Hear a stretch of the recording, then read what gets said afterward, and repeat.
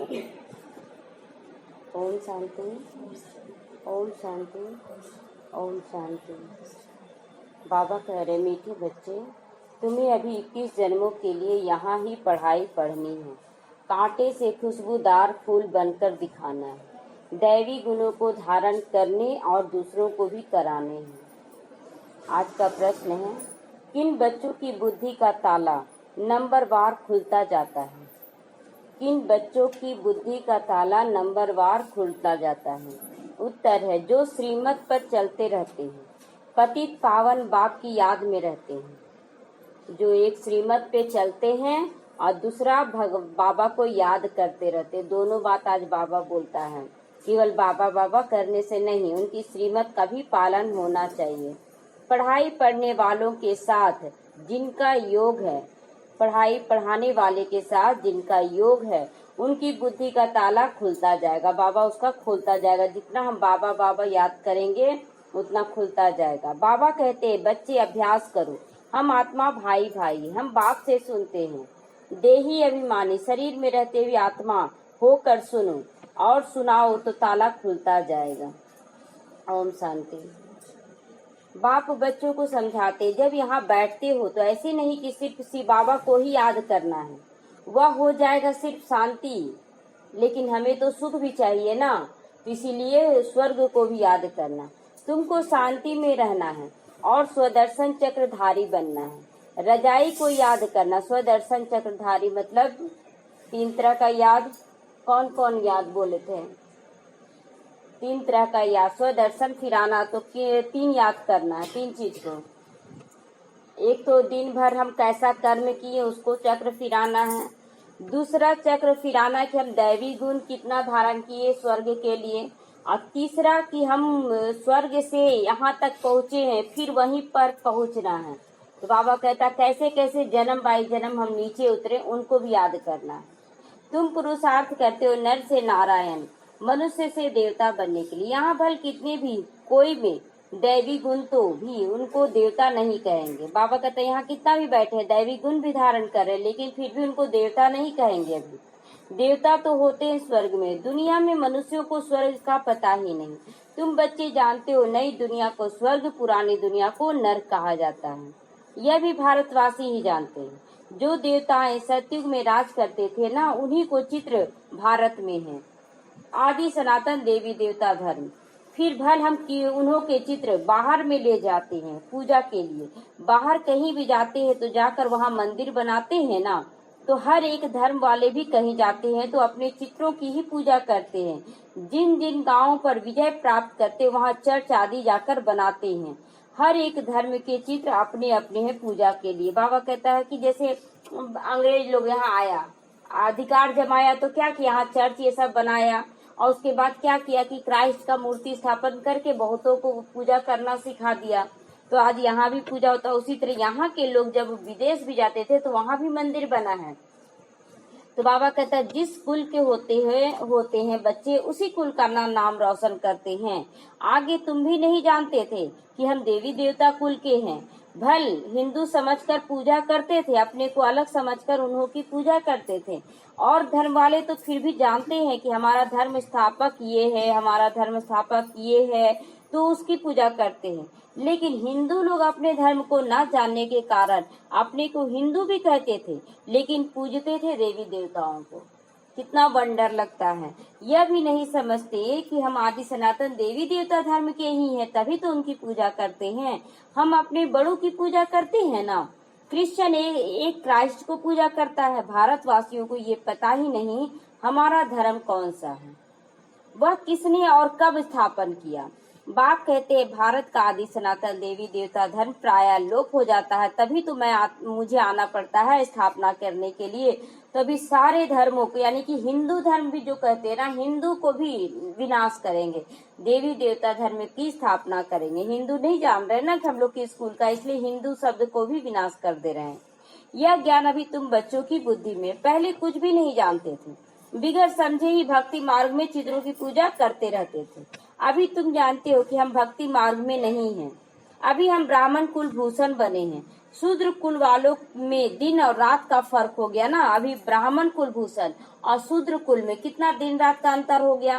पहले हम भटकते रहते थे, कभी इस देवी देवता के पास, कभी उस मंदिर में, कभी उस तीर्थ पर, और यहाँ है कि हम लोग अपने आप को भी जान गए, बाबा को भी जान गए हैं। वह भी इस समय तुम समझते हो, सतयुग में नहीं समझेंगे। इस समय ही तुमको ये सब समझ मिलती है। बाप आत्माओं को समझ देते हैं, पुरानी दुनिया और नई दुनिया का। तुम ब्राह्मणों को भी पता है, पुरानी दुनिया में ढेर मनुष्य हैं, यहाँ तो मनुष्य कितना लड़ते झगड़ते रहते। यह कांटों का ही तो जंगल है, तुम जानते हो, हम भी तो कांटे थे। अभी हम बाबा से ज्ञान लेकर फूल बन रहे हैं। कांटे इतनी खुशबूदार फूलों को नमन करते हैं। फिर बाबा क्या कहता है कि जो कांटा बने रह जाते हैं वो क्या करते हैं, फूलों को नमन करते हैं। यानी कि आने वाला समय में हर एक व्यक्ति क्या करेगा, ब्रह्मा कुमारियों के पास आएगा सुख शांति पाने के लिए। तो यह राज अभी तुमने जाना। इसलिए बाबा के बच्चे क्या होते हैं, कुछ भी हो जाए लेकिन निश्चिंत रहते हैं, क्या हमारा तो विजय निश्चित है। हम सो देवता थे जो फिर आकर खुशबूदार फूल ब्राह्मण बने हैं। बाप ने समझा यह ड्रामा है। आगे यह ड्रामा बायोस्कोप आदि नहीं था, अभी बना है ना। क्यों बना है, क्योंकि बाप को दृष्टांत देने में सहज हूँ, क्योंकि बाप को समझाने में सहज हूँ। जैसे ये ड्रामा है, तो अगर पिक्चर नहीं बनता, मूवी नहीं बनता, तो बाबा कहता है कि फिर समझाने में दिक्कत होता है। इसीलिए पिक्चर ये सब कितना साल हुआ बनाए हुए, ज्यादा साल तो नहीं हुआ, यही 100-150 साल में सब कुछ हो रहा है। तो बाबा कहता है सबको समझाने के लिए सब बनाना पड़ा मुझे, ये ड्रामा समझाने के लिए। बच्चे भी समझ सकते हैं, यह साइंस भी तुम बच्चों को सीखनी है, सीख कर ही जाएंगे ना संस्कार लेकर। बुद्धि में ये सब साइंस के संस्कार भी ले जाओगे, फिर वहाँ काम आएगा। दुनिया कोई एकदम खत्म थोड़ी हो जाएगी, संस्कार ले जाएंगे, फिर जन्म लेंगे, विमान आदि भी वहाँ बनाएंगे। जो जो काम की चीजें वहाँ के लायक वह वहाँ भी बनेगी। स्टीमर बनाने वाले भी होते हैं, परंतु स्टीमर तो वहाँ कोई काम का नहीं आएगा। भल कोई जान लेवे या ना लेवे, परंतु उसके संस्कार काम नहीं आएंगे। अब डॉक्टर है, जज है, उन लोग ये सब संस्कार लेकर जाएगा क्या, वहाँ तो जरूरत ही नहीं। स्टीमर के वो काम आएगा, पुष्पक विमान रहेगा तो स्टीमर क्या कीजिएगा, समुद्र को पार करने में सेकंड लगेगा। तो बाबा कहता है जो वहाँ के लिए चाहिए ना वही रहेगा, बाकी नहीं रहेगा। भल कोई ज्ञान लेवे या ना लेवे, परंतु उनके संस्कार काम में नहीं आएंगे। अब डॉक्टर बनो चाहे ना बनो, इंजीनियर बनो चाहे ना बनो, बाबा कहता है जो वहाँ का जरूरत वही जाएगा, बाकी नहीं जाएगा। वहाँ स्टीमर शादी की दरकार ही नहीं रहती है, ड्रामा में नहीं है ना। हाँ, विमानों की, बिजलियों की आदि की दरकार पड़ेगी। विमान रहेगा ही तो समुद्र पार करने के लिए ना स्टीमर है। यहाँ तो लोग सोचते एंजॉय के लिए, लेकिन जब पुष्पक विमान रहेगा, सबका अलग अलग रहेगा, तो उसमें चढ़ेंगे कि स्टीमर में चढ़ेंगे। और उसको तो जैसे मन तैसे चला सकते, वो तो संकल्प से चलेगा। वह इन्वेंशन निकालते रहते हैं, वहाँ से बच्चे सीख कर आते हैं। यह सब बातें भी तुम बच्चों की बुद्धि में आ रहा है। तुम जानते हो हम पढ़ते हैं नई दुनिया के लिए। बाबा हमको 21 जन्मों के लिए पढ़ाते हैं, ये बुद्धि में रखकर पढ़ना है। एक जन्म का पढ़ा हुआ 21 जन्म, 2500 साल हम लोग राज करने वाले हैं। तो क्यों ना हम मन से पढ़ें। हम स्वर्गवासी बनने के लिए पवित्र बन रहे हैं, तो पूरी पवित्रता धारण करें। पहले नरकवासी थे, मनुष्य कहते भी हैं फलाना स्वर्गवासी हुआ, परंतु हम नरक में तभी तो कहते हैं कि ये स्वर्गवासी हुआ, इतना भी नहीं समझते हैं। बुद्धि का ताला नहीं खुल रहा है। तुम बच्चों का धीरे धीरे ताला खुलता जा रहा है, लेकिन फिर भी नंबरवार। फिर भी बाबा क्या कहता है कि सुन रहे हैं, समझ रहे हैं, लेकिन फिर भी नंबरवार। ताला भी उनका ही खुलेगा जो श्रीमत पे चलेंगे। ये भी बाबा शर्त रखा है कि जो श्रीमत पर चलेंगे उन्हीं का ताला खुलेगा। पतित पावन बाप को याद करेंगे तो चलो त्रेता तक, लास्ट में प्रजा में चले जाएंगे, लेकिन अगर श्रीमत का पालन करेंगे तो ही उच्च पद पा सकते हैं। तो बाप तो ज्ञान दे देते हैं, याद भी सिखला देते हैं। अब बच्चों का काम है कि क्या करें क्या ना करें। टीचर है ना, वो सब समझाएगा, तो टीचर जरूर पढ़ाएगा। जितना टीचर और पढ़ाई से योग होगा उतना ऊंचा पद पाएंगे। उस पढ़ाई में तो योग ही रहता है, योग रहता ही है। उस पढ़ाई में भी योग रहता है ना टीचर के साथ। जैसे बैरिस्टर बन रहे हैं या डॉक्टर बन रहे हैं, तो जो सिखाने वाला उसके साथ योग रहेगा नहीं, हमको कौन पढ़ा रहा है, वो पढ़ा रहा है। तो यह बाप पढ़ाते यह भूल जाते हैं, क्योंकि नई बात है ना, भगवान आकर पढ़ा रहा, ये बात दिमाग में बैठता नहीं। देह को याद करने की आदत पड़ गई बहुत है ना, इसलिए वही सहज लगता है। घड़ी घड़ी देह याद आ जाता है। हम आत्मा ये भूल जाते हैं। हम आत्माओं को बाप समझाते हैं। हम आत्माएं भाई भाई, हम परमात्मा और आत्माओं को सिखलाते हैं। बाप तो जानते हैं कि मैं परमात्मा हूँ और आत्माओं को सिखलाने के लिए आया हूँ कि अपने को भाई समझकर, आत्मा भाई समझकर आत्माओं को बैठ सिखलाओ। जब भी पढ़ाते हो तो समझो कि सभी आत्मा होकर बैठी हैं। यह आत्मा कानों से सुनती है। सुनाने वाला तो परम पिता परमात्मा है। सुनने वाली आत्मा के कान है, जिसका आधार लेकर आप सुन रहे हैं। लेकिन ज्ञान जो भी बोल रहा है तो क्या सोचना है कि परमात्मा इस मुख का आधार लेकर हमें बोल रहा है। ये नहीं सोचना कि ये भाई बहन बता रहा है, क्योंकि ये ज्ञान तो साधारण मनुष्य का नहीं है। इसीलिए बाबा दोनों बात बोल रहे हैं कि यह आत्मा कानों से सुनती है, लेकिन सुनाने वाला कौन है? परम पिता परमात्मा है। ये सोचकर सुनना है। उनको सुप्रीम आत्मा परमात्मा कहते हैं। तुम जब किसी को समझाते हो तो यही बुद्धि में आना चाहिए कि हमारी आत्मा में ज्ञान है, आत्मा को यह सुनाता हूँ। हमने जो ज्ञान लिया बाबा का वही सुना रहे हैं। हमने बाबा से जो सुना है वही आत्माओं को सुना रहा हूँ। मेरा ये ज्ञान नहीं है। यह बिल्कुल नई बात है। तुम दूसरों को जब पढ़ाते हो तो देही अभिमानी होकर नहीं पढ़ाते हो। भूल जाते हो कि मैं शरीर नहीं, मैं आत्मा हूँ। तो इसीलिए क्या होता है कि बाबा का ज्ञान कुछ भी कोई बोलता है तो समझ में नहीं आता है या धारण नहीं होता, क्योंकि वो देह भान में समझा रहा है कि हम तो बहुत ज्ञानी हो गए, मेरे अंदर सारा ज्ञान भर गया। जबकि बाबा बार बार कहता है कि जब भी सुनाओ तो अपने आप को आत्मा समझो और सामने वाली भी आत्मा बैठी है। बुद्धि में यह याद रहना चाहिए, मैं आत्मा विनाशी हूँ। मैं आत्मा इन कर्मेंद्रियों द्वारा पाठ बजा रही हूँ। तुम आत्मा शूद्र कुल में थी ना, अभी ब्राह्मण कुल में हो, फिर देवता कुल में जाओगे, वहाँ शरीर भी पवित्र मिलेगा। हम आत्माएं भाई भाई हैं। बाप बच्चों को पढ़ाते हैं, बच्चे फिर कहेंगे हम भी भाई भाई हैं। भाई को पढ़ा रहे हैं, आत्मा को ही समझाते हैं बाबा। आत्मा द्वारा ये शरीर सुनती है। यह बड़ी महीन बातें स्मृति में नहीं आती। बार बार याद करने से भी क्या करते बच्चे भूल जाते हैं। आधा कल्प देह अभिमान में रहे हैं ना, इसीलिए इस समय तुमको देही अभिमानी होकर रहना है। अपने को आत्मा निश्चय करना है। आत्मा निश्चय करके बैठो। मम्मा क्या बोलती थी ना कि परमात्मा और तुम्हारे कानों के बीच माया आ सकती है, इसीलिए एकदम आत्मा बनकर बैठना। कभी माया क्या करेगी, इधर याद ले जाएगी, कभी उधर याद ले, इसलिए पूरा पूरा आत्मा बनकर बैठना है कि कोई भी मन बुद्धि में इधर उधर की बातें ना आए। मुरली सुनने समय आत्मा निश्चय करके सुनो। परम पिता परमात्मा ही सुना रहा है, तभी तो कहते हैं ना आत्मा परमात्मा अलग रहे बहुकाल। सुंदर मेला बन गया जब सतगुरु मिला दलाल। सुंदर मेला ही बन रहा ना, इतनी सारी आत्माएं कहाँ कहाँ थी, बाबा चुन चुन के मेला लगा रहा है। वहाँ तो नहीं पढ़ाता हूँ, परम धाम में तो नहीं पढ़ाएंगे बाबा, ना ही बैकुंठ में पढ़ाने आएंगे। यहाँ ही आकर पढ़ाता हूँ और सभी आत्माओं को अपना अपना शरीर है सुनने के लिए। यह बाप तो है सुप्रीम आत्मा, उनको शरीर है नहीं, उनकी आत्मा का ही नाम पड़ता है शिव। जानते हो यह शरीर हमारा नहीं है। बाबा बोलता है कि जानते हो ना ये शरीर भी हमारा नहीं है, ये तो लोन लेते हैं। मैं सुप्रीम आत्मा हूँ, मेरी महिमा ही एकदम अलग है। हर एक की महिमा अपनी अपनी है। गायन भी है। परम पिता परमात्मा ब्रह्मा के द्वारा स्थापना करते हैं। वह ज्ञान का सागर मनुष्य सृष्टि का बीज रूप है। वह सत्य है, चैतन्य है, आनंद है, सुख शांति का सागर है। इसलिए उनका नाम क्या पड़ता है? सच्चिदानंद के सागर हैं। और हम लोग क्या हैं? सच्चिदानंद स्वरूप है। स्वरूप बन रहा है ना उनके। तो यह है बाप की महिमा कि वो सागर है, हम स्वरूप है।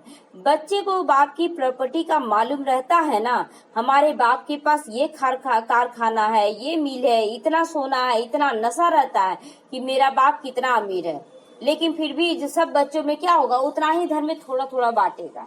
लेकिन यहाँ पर नशा चढ़ाना है, बच्चा उस प्रॉपर्टी का मालिक बनता है, उसमें लौकिक में भी मालिक बनता है। तो यहाँ नशा चढ़ना चाहिए हमें। पूरा विश्व का मालिक जो है, जिसके पास सागर जैसा अथाह खजाना है, वो हमारा पिता बना है। तो कितना देगा, उसमें से बांटेगा तो नहीं, जितना जिसको लेना है ले लो। यह प्रॉपर्टी एक ही बार मिलती है। बाप के पास क्या प्रॉपर्टी, वह सुन लिया है ना, क्या है प्रॉपर्टी बाप के पास? सातों गुण का सागर है वो, सुख शांति आनंद प्रेम पवित्रता ज्ञान और शक्ति का सागर है। वही तो हर आत्मा को चाहिए ना। लोगों के पास धन है, जो घर भी है परिवार भी है, लेकिन क्यों आ रहे हैं? सुख नहीं है, शांति नहीं है, इसी की मांग कर रहे हैं ना। तुम आत्माएं तो अमर हो, कभी मृत्यु को नहीं पाती हो, प्रेम के सागर भी बनते हो। यह लक्ष्मी नारायण प्रेम के सागर हैं, कभी लड़ते झगड़ते नहीं हैं। यहाँ तो कितना लड़ते झगड़ते हैं, थोड़ा सा धन के लिए क्या करते हैं, भाई भाई तक एक दूसरे को मारपीट देते हैं। प्रेम में और ही घोटाला पड़ता है। अब प्रेम में भी घोटाला क्या पड़ता है? बाहर की आत्मा प्रेम का मतलब क्या समझती है कि विकार में जाना। बाप आकर विकार बंद कराते हैं तो कितना मार पड़ता है सबको। बाप कहते हैं बच्चे पावन बनो तो पावन दुनिया के मालिक बन जाओगे। काम महाशत्रु है, इसीलिए बाबा के पास आते तो कहते जो भी विकर्म किए हो ना वो बता दो, हल्का हो जाओगे। इसमें भी मुख्य विकार की बात है। बाप बच्चों के कल्याण अर्थ भी पूछते हैं। बाबा तो कल्याण के लिए पूछ रहा ना कि जो भी विकार करते हो दिन भर आकर हमें बता दो। क्यों बता दो? क्योंकि बताने से क्या होगा, एक तो हल्का हम कर देंगे, कोई बात नहीं, हम शक्ति देंगे, ठीक हो जाएगा, और दूसरा आधा माफ हो जाएगा। आधा माफ हो जाएगा और आधा क्या होगा, जिन आत्माओं के साथ की उससे क्या करना, शुभ भावना शुभकामना देकर माफी मांगकर बाबा की शक्तियों को लेकर उन्हें देकर कल्याण करना अपना। तो बाप को ही कहते हे पतित पावन आओ, क्योंकि पतित विकार में जाने वालों को ही कहा जाता है ना। पतित किसको कहा? जो विकार में जाते हैं। यह दुनिया ही पतित बन चुकी है, मनुष्य भी पतित है, 5 तत्व भी अभी पतित दिखा रहे हैं ना। वहाँ तुम्हारे लिए तत्व भी पवित्र बन जाएंगे, बहुत सुख मिलेगा।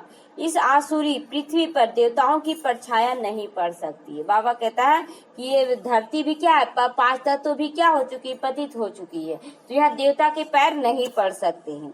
लक्ष्मी का आह्वान करते, परंतु यहाँ थोड़ी ही आ सकती है लक्ष्मी। यह 5 तत्व भी जब बदल जाएगा तब वो आएगी। सत्युग है नई दुनिया पुरानी दुनिया, इनके खलास होने का समय आ गया है।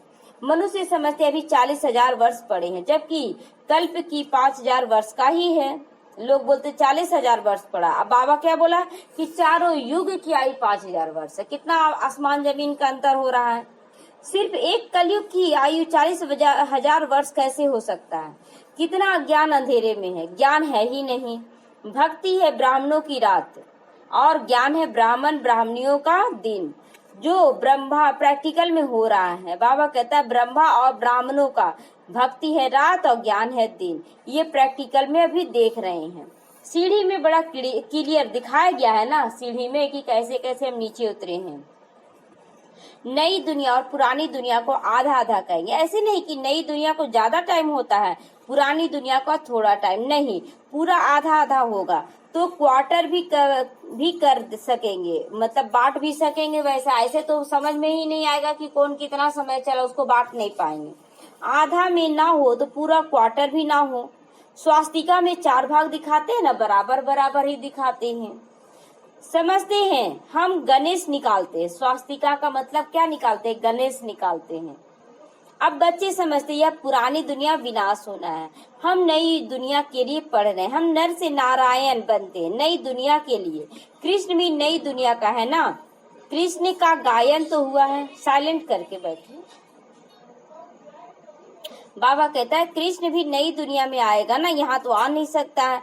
कृष्ण का गायन हुआ ना, उनको महात्मा कहते। कितना, क्योंकि छोटा बच्चा है ना, इतना राम को भी उतना नहीं पालना देते जितना अभी कृष्ण को देते हैं। तो बाबा कहता है सबसे पहला प्रिंस है ना, और सतयुग में 16 कला संपूर्ण है, संपन्न है। इसीलिए कृष्ण का बच्चे के रूप में कितना गायन, उसका हर एक कार्य का गायन है कृष्ण का। क्यों, कैसे नहाते थे, कैसे खाते थे, कैसे झूला झूलते थे, कैसे रास रचाते थे, कैसे द्वारिका में राज करते थे, हर एक चीज का गायन है। छोटे बच्चे प्यारे लगते, बड़ों को इतना प्यार नहीं करते जितना छोटों को करते हैं, क्योंकि सतो प्रधान अवस्था होती है ना, विकार की बदबू नहीं आती उनमें।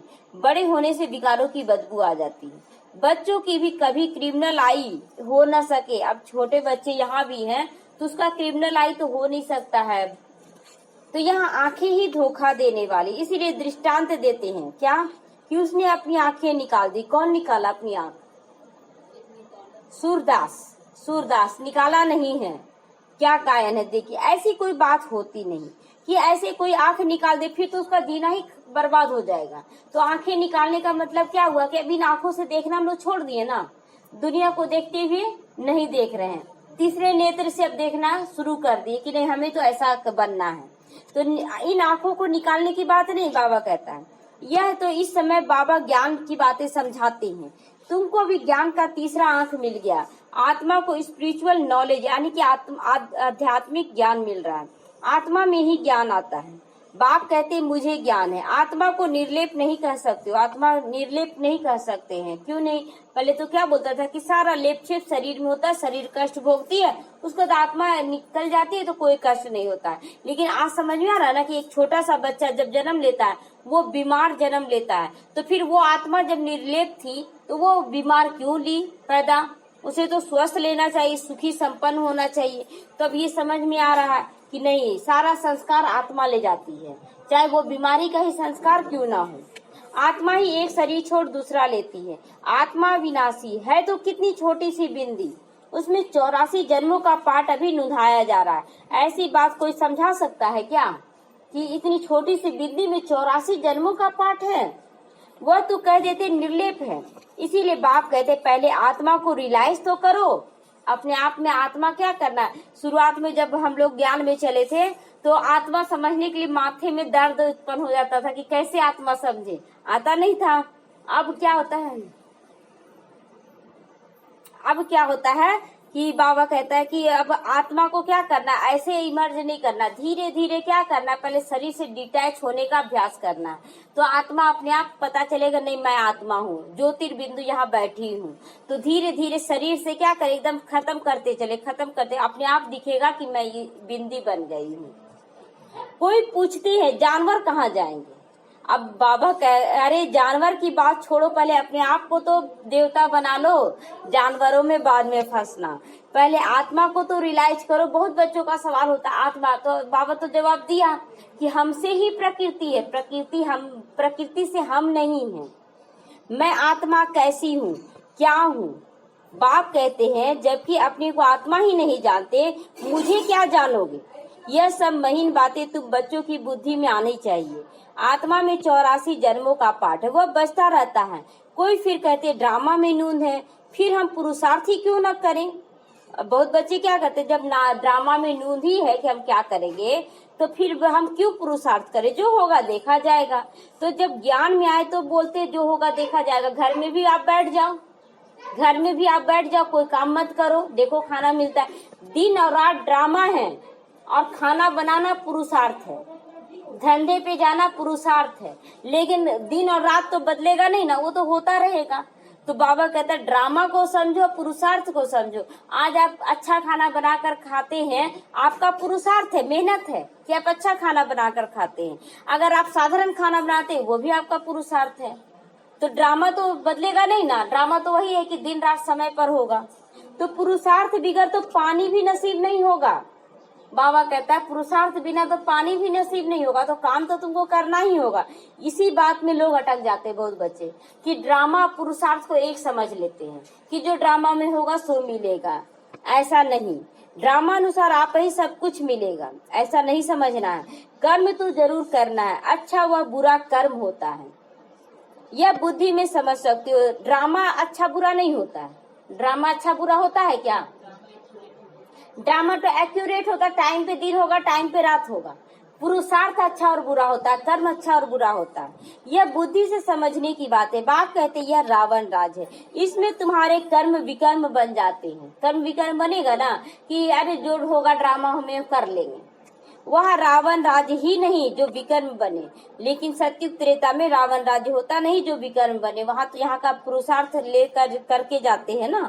वहाँ मैं ही तुमको कर्म अकर्म और विकर्म की गति समझाता हूँ। कर्म अकर्म और विकर्म की गति मतलब समझ याद है क्या होता है? कर्म क्या होता है? कर्म में भी दो कर्म आता है ना, जो द्वापर से चलता है, द्वापर से कलयुग तक। कर्म में आता है पाप कर्म और पुण्य कर्म, वो सत्युग त्रेता में नहीं होता है, न संगम पर होता है। और कर्म के बाद होता है अकर्म, सत्युग त्रेता दोनों में होता है कि हम कर्म भी करें उसका फल कुछ नहीं है, बस हम भोगते हैं। और विकर्म जो कलयुगी लास्ट समय में होता है। समझे, इस समय केवल विकर्म ही बनता है, पुण्य कर्म किसी का नहीं बनता है। और द्वापर में पुण्य कर्म होता है, और जब कलयुग स्टार्ट होता है तो पाप कर्म और पुण्य कर्म दोनों चढ़ता है। तो वहां तुम्हारे कर्म अकर्म हो जाते हैं। रावण राज में कर्म विकर्म बन जाते हैं। गीता पाठी भी कभी यह अर्थ समझा नहीं सकता, गीता पढ़ने वाला भी ये सब बात समझा नहीं सकता है। और ये संगम पर कौन सा कर्म करते हैं? हाँ, श्रेष्ठ कर्म, श्रेष्ठ कर्म, इसका ही सबसे बड़ा गायन है।